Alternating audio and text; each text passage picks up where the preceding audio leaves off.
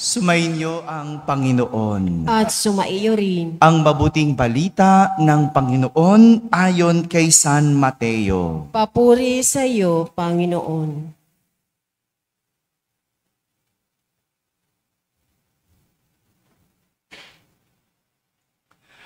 Noong panahong iyon, nagbalik si Jesus sa tabi ng lawa ng Galilea, at siya'y umahon sa burol at naupo. Nagdatingan ang napakaraming tao na may dalang mga pilay, bulag, pingkaw, pipi, at marami pang iba.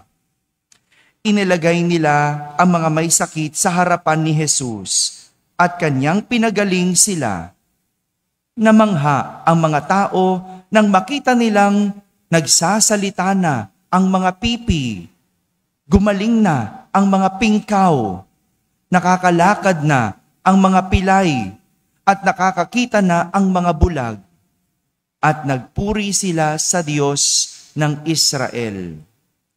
Tinawag ni Jesus ang kanyang mga alagad at sinabi, "Nahahabag ako sa mga taong ito, sapagkat 3 araw na ngayon kasama ko sila, at wala na silang makain. Hindi ko ibig na sila'y paalising gutom. Baka sila mahilo sa daan." At sinabi ng mga alagad, "San po tayo kukuha rito ng tinapay na makasasapat sa gayong karaming tao?" "Ilan ang tinapay ninyo riyan?" tanong ni Jesus. "7 po," sagot nila. "At ilang maliliit na isda?" Ang mga tao'y pinaupo ni Jesus sa lupa. Kinuha niya ang 7 tinapay at ang mga isda at nagpasalamat sa Diyos. Pagkatapos, pinagpira-piraso ang mga iyon at ibinigay sa mga alagad para ipamahagi sa mga tao. Kumain ang lahat at nabusog, at nang tipunin nila ang mga tinapay na lumabis, nakapuno sila ng 7 bakol na malalaki. Mga kapatid, ang mabuting balita ng Panginoon. Pinupuri ka namin, Panginoong Hesukristo. Umupo ang lahat at makinig sa homilya. Isang magandang umaga po sa inyong lahat. Magandang umaga sa mga nasa barangay, sa mga nasa tahanan na nagsisimba via online at sa lahat ng nasa abroad. Kasama kayo sa aming banal na pagdiriwang dito sa ating parokya. Isa na namang tema ng pag-asa ang nais ipakita sa atin ng mga pagbasa sa araw na ito. Pag-asa sa kabutihan ng Diyos ang nais ipakita sa atin ng mga pagbasa. Sabihin nyo nga po, kabutihan ng Diyos. Yan ang inilalarawan ni Propeta Isaías sa ating unang pagbasa. Ang kabutihan ng Diyos na parang isang piging. Alam niyo po ba ang piging? Ano yung piging? Handaan, salo-salo. Sabi ni Propeta Isaías, parang isang piging kung saan aanyayahan ng Panginoon ang lahat ng bansa na may handang masasarap na pagkain at inumin. Kailan po kayo huling nagpunta sa isang piging? Hello? Wala. Kailan yung huli? Hindi nyo na maalala? Hindi ba, pag ikaw ay nasa isang piging, ibig sabihin maraming handa. Tama po ba? Tama ba? Meron ba kayo nakitang piging na kakaunti ang handa? Pag sinabing piging, maraming handa. Kaya nga nakakapagtaka, no? Paano magkakasya ang 500 sa Noche Buena? Hello? May iba, di ba, nagsasabi, ang Noche Buena, isang piging. Yun ang na-miss na point noong nagtuturo na 500. oo naman, pwede naman. Ang 500, makakakain pa rin sa 500. Pero pag Noche Buena, pag sinabing Noche Buena, hindi ba, isang piging. Yun medyo na-miss out niya yung aspeto na iyon. Parang piyesta, Pasko, hindi ba? Medyo masagana. Well, siguro tinitignan lang yung hirap ng buhay ng Pinoy. Ang tanong, sino bang nagpahirap? Ay, teka, lumalayo na tayo, no? Naisingit ko lang. Kasi ang isang piging, pag sinabi, may mga handa. At ganyan ang piging ng Panginoon. Maraming masasarap na handa na pagkain at inumin. Ganyan kabuti ang Diyos. Maghahanda siya para sa lahat, hindi lang sa piling panauhin. Ang tao, kapag naghahanda, pinipili lang ang iniimbitahan. Tama? Nung nag-birthday ka, sino lang ang imbitado? Siyempre, dapat kilala mo. Dapat malapit sa'yo. Kadalasan, pamilya lang.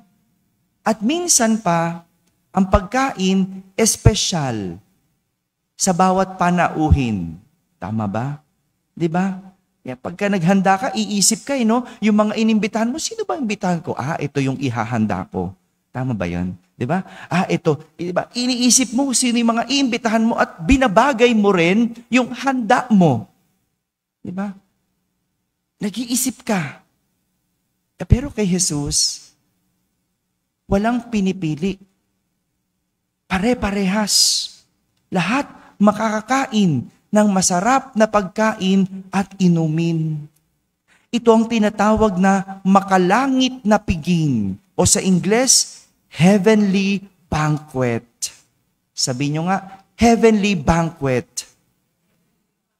Yan ang isang piging kung saan imbitado ang lahat. Pero ang tanong, ikaw ba ay dadalo? Hello? Dadalo ka ba? Hindi lahat ng imbitado o inimbita, dumalo. May ilan, inimbitahan mo, hindi na nga pumunta, hindi pa nag-aabiso. Naranasan niyo na ba yon? Yung nag-imbita kayo, ay hindi pumunta. Hindi pa nagpaabiso man lang. Diba? Samantalang ikaw na naghanda, binilang mo yun. Hello? May ugali natin yan no? Susunod, pag hindi dadalo, mag-aabiso. Kaya katanong ko sa inyo, kayo ba dadalo sa piging ng Panginoon? Di kayo makasagot pa rin, di ba? Ewan po sa inyo. Di ba? Ang Diyos naghahanda ng piging para sa lahat. Pero, hindi lahat dumadalo. Tingnan mo yung iba, busy sila. Kung ano-anong pinagkakaabalahan. Kaya nga, sa panahong pakiramdam natin, hindi tayo kabilang, tandaan, merong kabutihan ng Diyos, tayong maaasahan. At tayo ay lahat imbitado. Samantala, sa ating ebanghelyo, kakaibang kabutihan ng Diyos ang ipinakita sa atin ni Jesus. Matapos niyang pagalingin ang lahat ng may sakit. Di ba? Narinig nyo, nilapit ang iba't ibang may sakit. Bulag, pipi, pingkaw, pilay, lahat. Pinagaling ni Jesus. At hindi natapos doon, pinakain niya bago sila pinauwi. Grabe, no? Grabe yung initiative ng Diyos. Grabe yung initiative ni Jesus. Na pati ang bagay na hindi naman hinihingi ng mga tao, siya nang nagbigay. Ano lang hiningi ng mga tao? Pagalingin sila. 'Di ba? Sinabi ba nila nagugutom sila? Hindi. Kasi pag may sakit ka, ano lang kailangan mo? Gumaling lang. Hindi mo na iniisip kung mabubusog ka ba. Pero si Jesus, ibinigay yung kahit hindi nila hinihingi. Bakit? Kasi alam nila, alam ni Jesus, yun ang makakabuti. Naalala ko nung bata pa kami, bawal mamili ng pagkain. Kung anong ihain, siyang kainin. Kaya lahat ng klase ng pagkain kinakain ko. Bata pa lang kami, kumakain kami ng gulay. Totoo yun. No? Yung kung ano ihain ng mama ko, kasi mama ko yung naghahanda ng aming pagkain. Mama ko, nag-iisip kung anong iulamin namin, kung anong ihain niya, at kung anong ihain siyang kakainin. Siyempre, nung bata ka, nakakatikim ka ng mga processed foods, di ba? Yung tocino, nuggets, hotdog, ganyan, di ba? Masasarap yan. Para sa bata, masarap yan. Para sa bata, iyan ang gusto mo. No? Versus gulay, itapat mo yan, siyempre, pipiliin mo tocino. Kapag makita mo ampalaya ang ulam, pipiliin mo dapat hotdog, di ba? Pag nakatikim ka ng ganun, anong pipiliin mo? Yung masarap na para sa'yo. Tingin mo para sa'yo. Pero ang ihain ng iyong magulang, yung makakabuti sa iyo. Tama ba? Mga nanay dito. Diba? Minsan ito yung nami-miss out natin. Pakiramdam natin, hindi mabuti ang Diyos kasi hindi binigay yung gusto natin. Hindi binigay yung iniisip natin. Hindi ba, sa isang piging, sino bang masusunod na maghahanda? Nakakapili ka ba ng kakainin? Pag pumunta ka ba sa birthday, ay gusto ko may kare-kare ha. Pag walang kare-kare, magagalit ako. May ganun ba? Hindi ba? Kapag dumalo ka sa piging, kung anong ihain sa'yo, siyang tanggapin. Bakit sa buhay natin, kung anong ihain ng Diyos, ikinagagalit natin, ayaw nating tanggapin? Hello? Yung mga hinihiling nyo na hindi binigay, bakit mo kinagagalit? Yan ang hinihain sa'yo. Maring pakiramdam mo, hindi makakabuti sa'yo. Pero para sa Diyos na naghanda, yan ay makakabuti para sa'yo. Minsan nga naisip ko, ba't ba ako dito nilagay sa parokya na ito? Ang hirap-hirap. Ang daming activities. Kulang tayo sa pondo. Kulang sa pera. Naghahanap pa tayo. No? Di ba? Galing ako sa mga mayayamang parokya. Pero naisip ko rin, no? Mabuti ang Diyos. Itong makakabuti sa akin. No? Itong maganda para sa akin. No? Kaya hindi dapat tayo namimili. Hindi dapat natin pinipili. Dahil kung anong ihain, tingnan mo, makakabuti yan sa'yo. Maring hindi mo gusto, pero yan ang makakabuti sa iyo. Tandaan nyo yan. Yung mga nangyayari sa ating buhay, maring hindi mo gusto.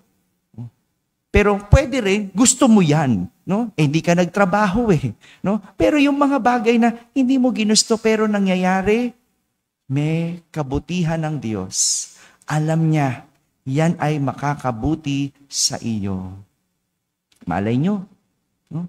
Kaya talaga ako nilagay dito dahil merong kabutihan na darating para sa ating lahat. Mga kapatid, ang kabutihan ng Diyos, kailanman hindi mauubos. Tandaan nyo yan. Hindi nyo man yan gusto, yan ay makakabuti sa iyo. At hindi siya magsasawa, magbigay ng kabutihan. Kaya lagi natin iyon asahan. Amen? Amen.